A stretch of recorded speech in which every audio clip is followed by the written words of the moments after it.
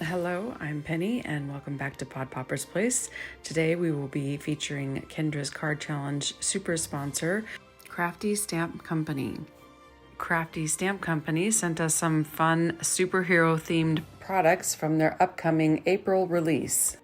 The pre-order event for these products and more is March 17th through 29th, so be ready to order because these are fabulous. First up is this comic book cover page, and I've already colored that and cut the sentiments out so it's ready to go. We have this gorgeous superhero girl and some sentiments that go along with it. And then we also have a Gracie, the superhero dog, and some other sentiments for all of your comic book themed type of pages. And they've got a wonderful paper pack that goes along with this, and I chose to work with mostly black and white pieces out of that. I just thought it would be fun for the pops of color to just come from the pieces that I colored from the stamp sets rather than from most of the paper itself. For my first card, I am using the comic book background along with Gracie the Wonder Dog, and I am going to be using sketch number 8. I am going to be modifying this a bit because of the shapes and sizes I want to use, and that is perfectly okay with Kendra, so go for it if you need to modify the sketch as well to fit your needs. I'm using the backdrop layer, my blue layer, to cut out the number 5 because this is going to be issue number 5 because my grandson will be turning 5 and I want to give this to him for a happy birthday card. I decided to use the happy birthday sentiment but cut it in half, and I'm using it inside the center of one of the blank comic book bubbles that comes with one of the other sets. I did use my scan and cut to cut out these images, and the scan and cut doesn't cut very well around some of these comic book bubbles because of the extra little dots that are around them and some of the extra things that are outside of the box themselves. So I don't highly recommend using the scan and cut for that. I would rather have used maybe a circle or a square die or something, or just hand cut them out myself. I wanted to tell you a little bit about Kendra's Card Challenge. We are in the ending of Kendra's Card Challenge 17. It will end at the end of March, and we will start a brand new one on April 1st. So Kendra's Card Challenges is a quarterly challenge, and it is available to everyone, so that you just need to go to her Patreon page and to open a free account in order to get the PDF download that has all of the measurements for all of the sketches for the challenge.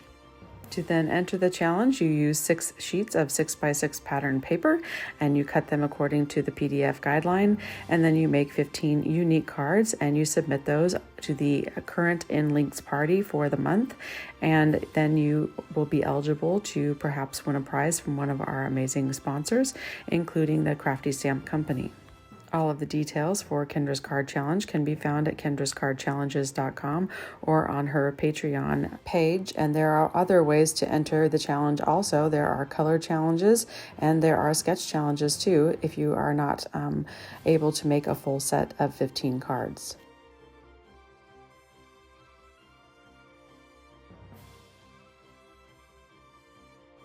I chose to add one of the little teeny tiny dog images to the front of the card. However, my OCD kicked in and I could not put it on there at a slant. For some reason, that one just didn't work for me, but the wow did. I don't know why, but these are some fun additional little images that come with a set, so you can really decorate up the front of your little comic book card.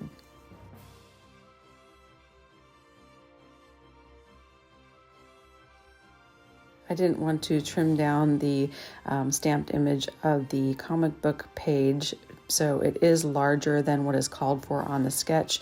So that is why the bottom layered piece there doesn't show as much as it does in the actual sketch, but not really a very big deal. And I decided I really wanted to show more of that comic book paper, so I used it as my background layer also, even though it is not one of the card pieces that from the 6x6 set that you would normally use. I also chose to add just a couple pieces of scraps behind that so that it would just sit more flat on the top there when I laid all the pieces down. And rather than adding an additional layer to the background as called for in the sketch, I just made my one background piece the regular A2 size and added no additional layers there. For my second card, I'm going to use the superhero girl, and I'm going to do card sketch number 4. Card sketch 4 has these 3 circles that go on the side, and so I wanted to use some of the additional colored paper that they had because it's real fun. It looks kind of 3D-ish, which is kind of a neat effect. And then I decided to use the black and white for my strip on the side, but I decided to go ahead and add some ink to it to give it some color. I really like these black and white sheets, and really you could add color to any of it. You could just blend over it with ink, or you could just color some certain areas that you wanted to really stand out. So I really like this black and white superhero themed, comic book themed paper. Really cool. Today's hop is a giveaway hop, so be sure and go to the description box to fill out the giveaway form and perhaps win a prize from Kendra. For my bottom layer on this card, I am going to use a black sheet of paper, but I have cut out from the center of it as I like to do, and I'm just going to glue that down, and then I'm going to add my girl on a wobbler because she is a superhero and she should look like she's flying. So, and on this her hair, I wanted to mention that I did make a huge mistake on her hair. You can see the back there is yellow, and actually her hair was blonde. I had colored it blonde, and then I accidentally colored part of her hair the color of the cape in blue, thinking it was part of the cape, and then realized, no, that's not part of the cape. That's part of her hair. So in order to fix that, I made her hair more brown, and so the back area behind her head is really dark in brown color, but that's really to cover up that blue. And I don't think you can tell that there's blue there at all.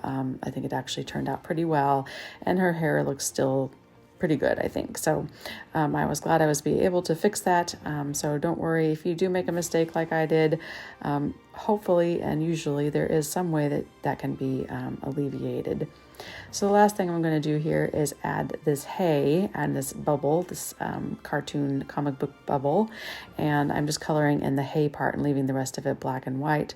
I am going to trim that down. I really didn't like how much white was around the edges, especially as I'm going to pop that up and it's going to kind of stand out by itself.